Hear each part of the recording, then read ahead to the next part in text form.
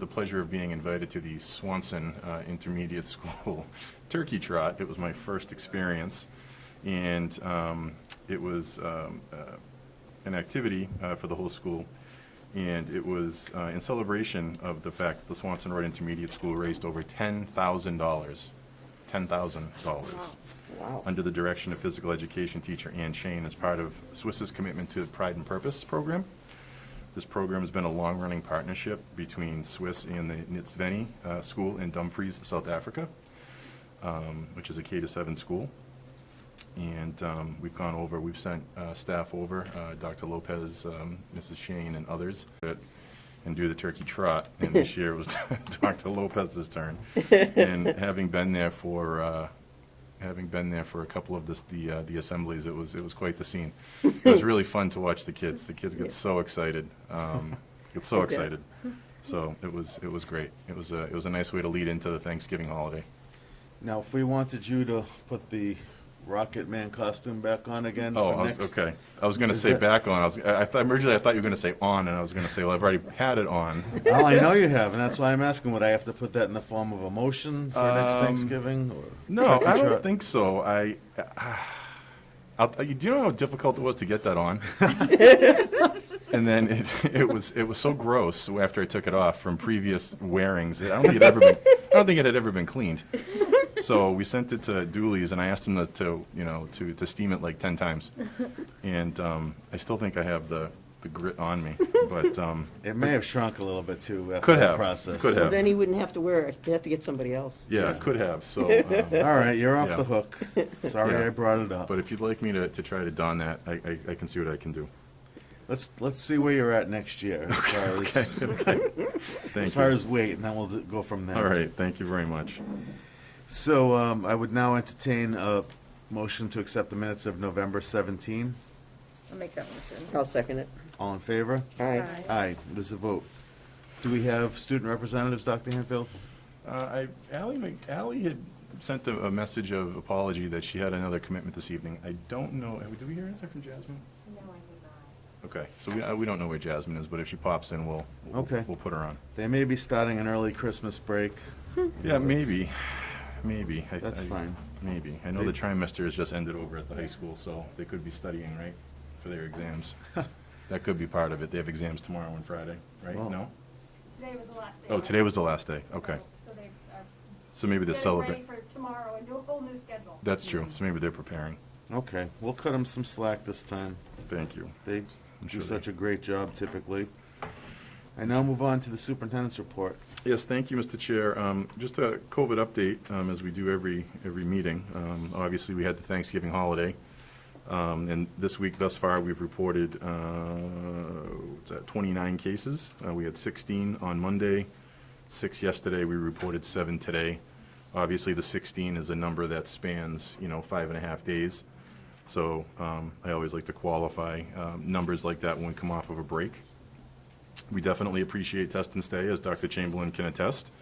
We have many kids, and Dr. McCrillis, you can attest to that as well. We have many kids taking part in test and stay across the district, and I can't imagine where we would be if we were having to send students home because we couldn't have them participate in this program. So just really appreciative of that, and also appreciate people's continued vigilance. Obviously, there's a new variant that's been identified, and I'm sure we'll be, playing in a theater near us real soon.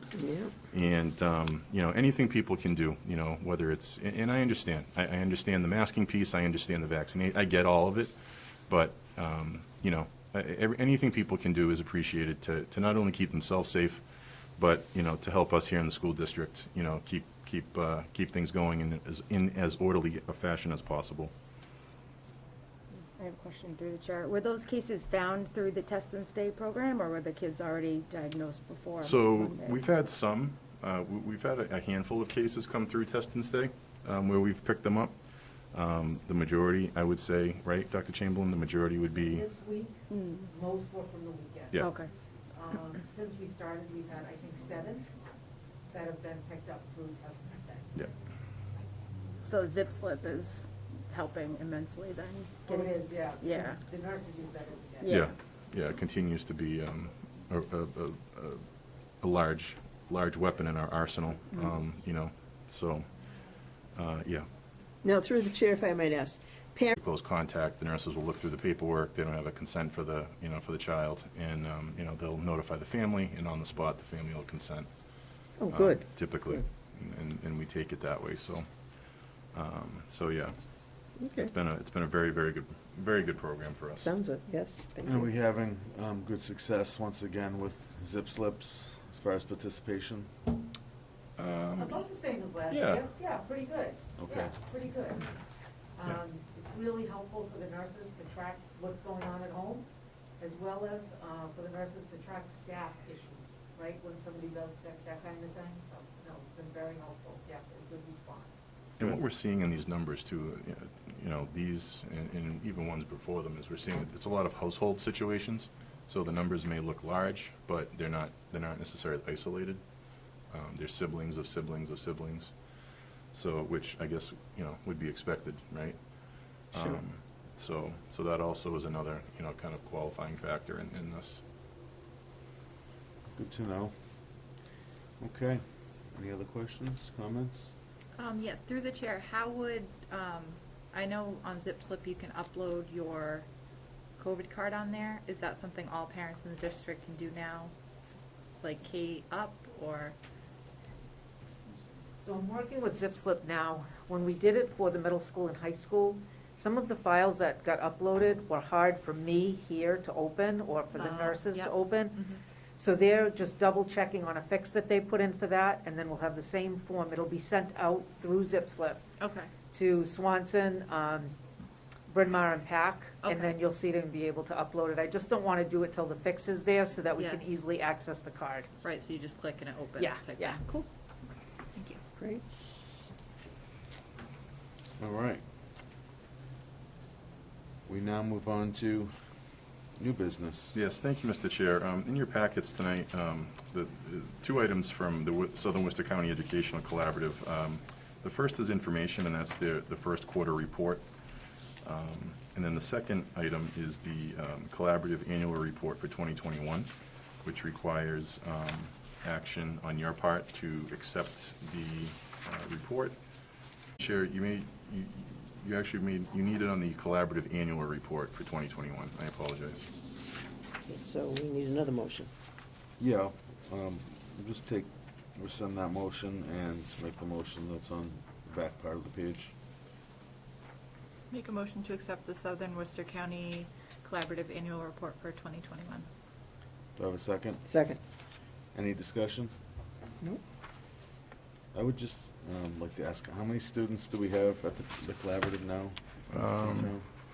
Roughly 5, Okay, roughly. I don't have the numbers in front of me, but about 5. okay. We're one of the lesser, I guess, subscribed school districts there, primarily because we have programs here in the districts, like Bright. We have alternative programs at the high school. We have programs in the elementary schools, in addition to Bright. So we don't send very many kids out if we don't have to. What we're seeing, and actually I hosted the Southern Worcester County Superintendent's Roundtable 2 weeks ago to talk about these documents, and which I'm sure this won't be, I shouldn't say our annual, well, I guess it's our annual. Our annual first presentation of the school budget will be December the 15th. With the committee's approval, we would like to move that meeting to 6 o'clock in order to accommodate all of the leadership team that night. And then, as we did last year, we would then do the second half, you know, kind of the tie-up and the numbers on January the 5th. And then we would send a draft budget off to the town for that second Monday in January. And we would, I'm presuming we would do it in the same fashion that we did it last year. We would have the administrators do it virtually. Yep, that sounds good, and I'm okay with 6 o'clock. Is everyone else okay with 6 o'clock? Sure. And will the January 5th also start at 6, or? I don't think the January 5th will need to be at 6. Okay. That will be just a recap, a quick recap of what was discussed on the 15th. Okay. It will be more of a discussion on, like I said, the numbers. So it'll be the offsets, it'll be the projected, you know, numbers from the town. It will be, you know, more of a revenue discussion. It'll be a discussion about projected enrollments, things like that. So I don't think it needs to be anything at 6, but, I mean, it's up to the committee. If you want to meet at 6, we can meet at 6, it's fine. Excuse me? No, I don't care. I'll do whatever. Either way, I'm fine. I may have a conflict that evening anyway, so I'll keep my, Keep it at 6:30, just in case, or, no, I may not be able to attend. make it at all, but, Okay. Well, you know what, we can talk about it on the 15th, how's that? okay. Okay. We can determine what the time, that might be better. That's still a ways away. Yeah, well, I'm sorry, what was the date of that one? January 5th, Okay. So that would be our next scheduled meeting after the holiday. after the 15th, yeah. Okay, Great. Thank moving you. on. Appreciate that. Holiday tree lighting, I have been cordially invited by Town Manager Jacobson to attend this year's tree lighting on Friday, this coming Friday, December the 3rd. I believe it begins at 6 o'clock, and it will be at the fire station, as it always is. So you're more than welcome, and on behalf of the town administration, to attend. Thank you. And that's all I have, Mr. Chair. All right. Any questions, comments? All right, we now move on to teaching and learning. Dr. Chamberlain? Good evening, everyone. Happy to talk about something other than COVID, which is great. And Dr. Hanfield and I have both been out in schools over the last couple of weeks, and you would just be so pleased and proud to see what's happening in our classrooms, whether it's a discussion about Alexander Hamilton, solving algebraic equations and plotting points on a graph. Our youngest kids back in guided reading groups, which is something that, they get a lot out of. There's just a lot of great things happening. So just know that irregardless of everything that continues, right, we are pushing forward. And so just to circle back to the universal design for learning, the commitment that we've made over the next 3 years, I've recently gotten a lot of great feedback from the teachers who have been selected to be coaches in each of the buildings. Being a coach means that each month they're getting a full day of training with Universal Design for Learning. And through that training, they're applying that in their own classroom. And now, through their principals and their faculty meetings, they'll be talking about that.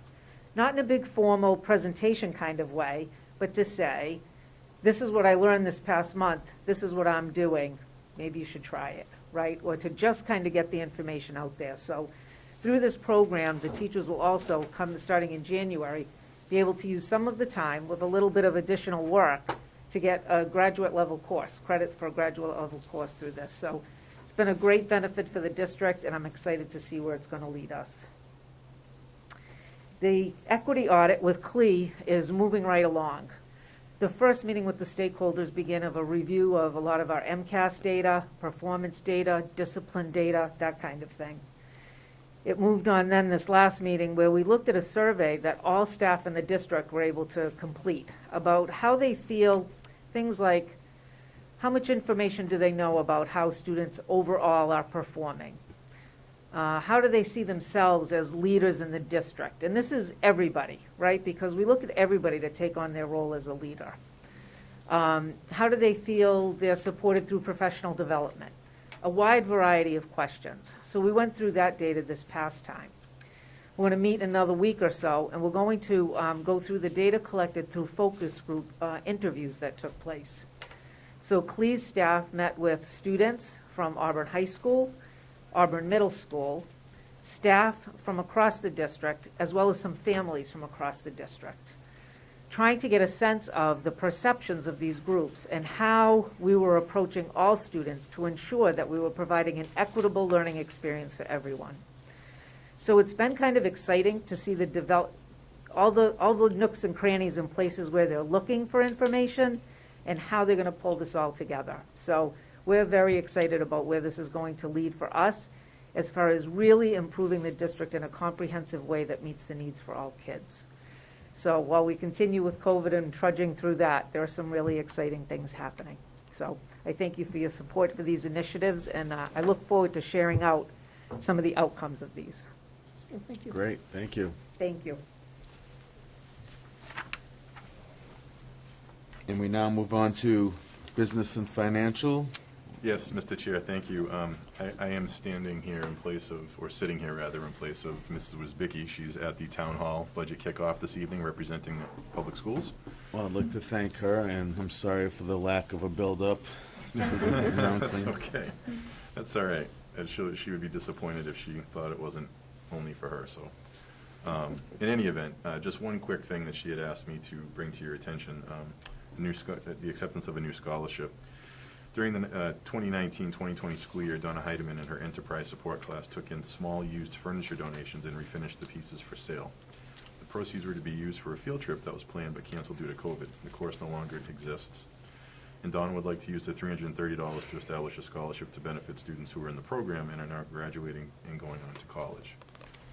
So with your acceptance, we will get this moving into an account and get this out to a worthy student or two. I would entertain that motion. I'll make a motion to accept the amount of $330 for a scholarship to be awarded to a senior Evolve student at graduation. Money raised by Donna Heidemann and her former enterprise class. Do I have a second? A second. Any discussion on that? That sounds great. Yeah, I think that's a great idea. All in favor? Aye. Aye, it is a vote. That's it. I would now entertain a motion to go into executive session. I'll make that motion to adjourn into executive session to discuss litigation and bargaining that could be compromised if discussed in open session, according to Mass General Law, number, I don't know. Yeah, there's no Mass General law anymore. That's okay. Okay. We're good. Do I have a second? No, second. Roll call vote. Dr. McCrillis? Yes. Mrs. Holloway? Yes. Ms. Harrington? Yes. Mr. Scobie, yes. It is a vote. Good night, everyone. That's a short meeting.